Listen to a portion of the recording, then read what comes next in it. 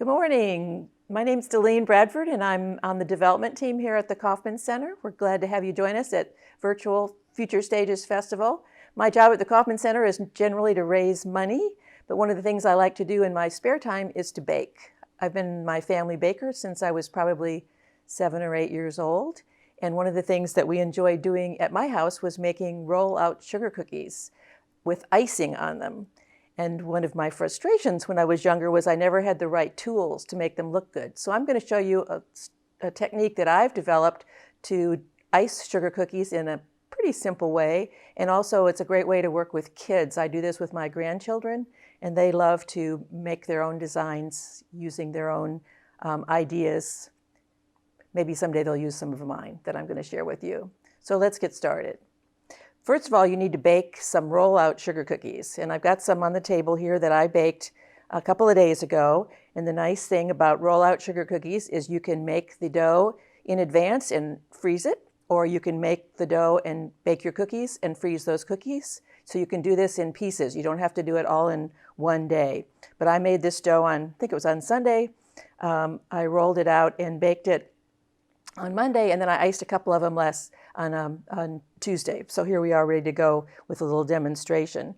One of the things I like to do when I bake cookies, particularly for kids, is to use letter-shaped cookie cutters. Kids love to see their own name in a cookie cutter. So for my grandchildren, I use P for Penelope and C for Cash. Oops, C for Cash. Every time I do a batch of cookies, regardless of what season it is, Christmas, Easter, St. Patrick's Day, they get cookies with their initial on them so that they can decorate them themselves, or I can decorate them for them to have. So let's get started on other things. Well, let's look at other things that you need. The next thing you need to ice the cookies is you need some icing. And many people use buttercream icing and pastry bags to squirt the icing on the cookies. I use royal icing, which all it requires is powdered sugar and some hot water to make that icing. I also add, to help the cookies dry to a nice sheen, you can see on this one how there's a little nice sheen on this cookie.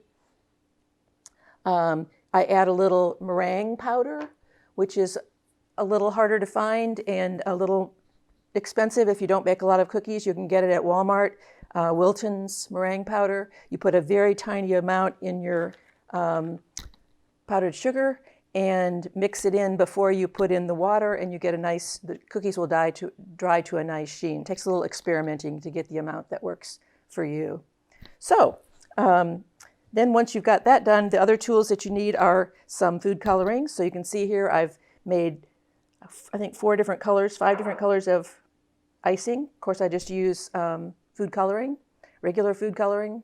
I do a lot of baking, so I have great big containers of food coloring, which you can get in the grocery store, where works fine for food coloring. Kids love dropping in the little drops and coloring the icing themselves. So if you're working with kids, you can let them do that even pretty young, although it can get messy.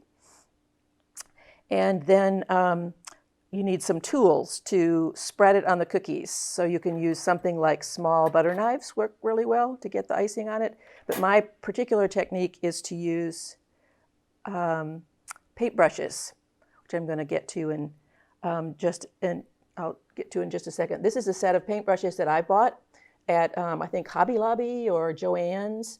I wouldn't get those really cheap ones that you get in kids' painting supplies. I invested in some really nice brushes because they have nice bristles that last a long time.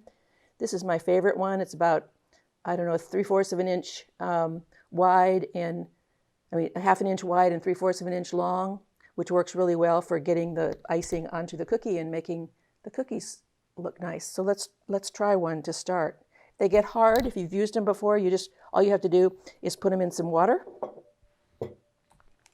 to get them softened up, dip the water off, and then you're ready to go. So one of the things that I like to do is to pick simple shapes that are easy to paint in just a couple of colors. The more complex you make it, the harder it is to decorate them. So these are some simple shapes that I've done for today. Let's make a happy face. So this is just a circle cookie, and I've got some yellow icing here that I'm going to put on the circle cookie. And this is where a bigger brush might be really good because you can get quite a bit of icing on there. You need kind of a good bit to get it started. Just get a consistency that works, that you have to practice with this a little bit, a consistency that works for you. Get the icing on there and then just use your brush to spread it out on the cookie in a good single layer without actually going over the edges. Kids, young kids, will have fun whether they make it look perfect or not.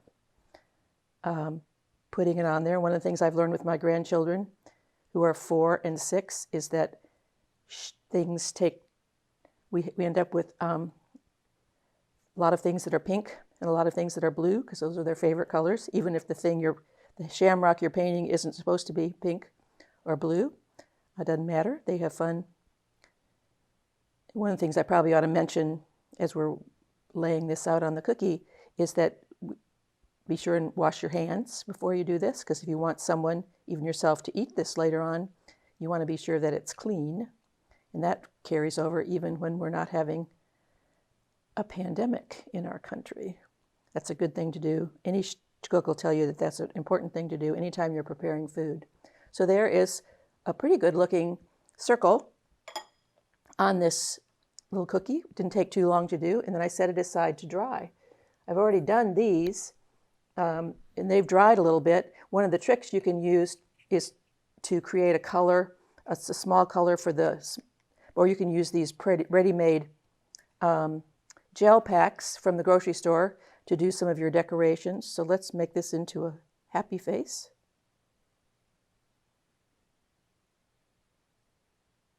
We all need happy faces.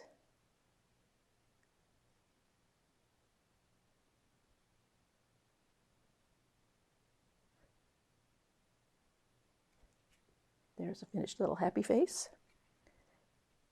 And if you don't let your yellow icing dry, the icing you put on top of it will sort of melt into, you won't have such a pretty finish by the time this all dries. But you can put one color right on top of another. Another thing you can do is put one color right on top of another and then use a toothpick to move the paints around. You can get some really interesting designs out of your cookie design. Okay, so another easy thing to do is to take a design. If you look here you see the finished flower that I've made here. This flower started by putting a circle in the center of yellow and letting it dry. And then I'm going to wash off this brush and doing the same thing we just did with the yellow face and do the petals of the flower in a different color. And by letting the center of the yellow dry, and I just did that with a blob of icing. The yellow is just a simple blob of yellow icing. By letting it dry, it lets the pink flowers come up right to the edges. Oops. And if you make a little mistake, that's okay. Just don't lick it off. You want to put your germs on there. You might wipe it off and have a paper towel nearby where you can wipe your hands. Don't lick it. Unless you're the one that's going to be eating the cookie. That happens too, along the way. And you just finish the flower off. I kind of like the yellow and the pink together.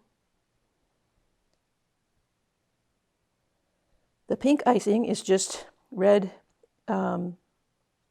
food coloring with a little less red coloring in.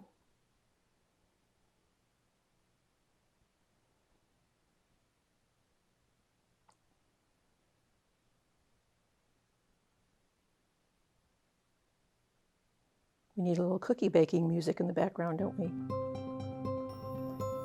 Then you might think about, as you're doing this, using sprinkles. Kids love using sprinkles. I'm being a little bit messy here on kind of trying to go a little bit faster. But kids love sprinkles. And so one of the things you might do while the icing is still wet is to put sprinkles on top. And so I think we'll do that on this cookie, because we'll make this flower have some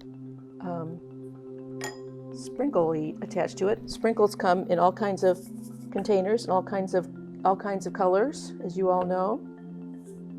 But if I were doing sprinkles with children, I'd put the sprinkles into smaller containers. Young children, very little children, are very likely to take this whole container of sprinkles and just dump it onto the cookies, even if it has one of these little sifters that you can use to sprinkle it. You'll end up with all your sprinkles on one cookie. I like to put them in a small container like this, or a small container like this little palette that I found at the store, and then let them just sprinkle them lightly by their fingers onto the wet icing. It makes that kind of pretty with the yellow matching the yellow center. There's sanding sugar. Sanding sugar is it's like it sounds. It's more sugar. Here, I'll put some sanding sugar on our little yellow one that we did here. Here's some blue sanding sugar. It's sugar that's designed to go on iced cookies or cakes and not melt. It doesn't melt into the icing that you have there, or the whatever you're putting it on, so it stays on top and looks like a decoration. One of the things that I recommend for parents, if you're going to do this with like a table full of children, is to divide the various pieces. I have a lot of these little small containers, and I put the icing, I break it up instead of everybody reaching for one big pot of icing. Have people have it so that everyone can reach the icing easily. They don't get in arguments over whether someone's contaminated the blue icing with the pink icing, and it makes it easier for them to reach, and they make less of a mess on the table. Also, putting something out like wax paper on the table like I did here, so that you have a place to put your finished cookies, so that they have a place to dry. You can also put small amounts of icing into a palette like this. This is brown icing that goes on the apples. So if I'm going to do the apple, I'm going to decorate the apple, for example, the stem doesn't take very much brown, so I put the brown into a small container like this, because you're only going to use a little bit of it. And you don't need a big jar. You don't need a big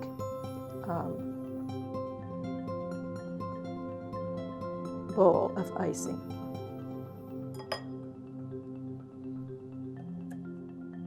I'm so glad you were able to join us today to make iced sugar cookies. It's one of my favorite things to do. Hope you'll try it out, and please be sure to check out the other demonstrations, activities, and performances that you'll find on the Kauffman Center website.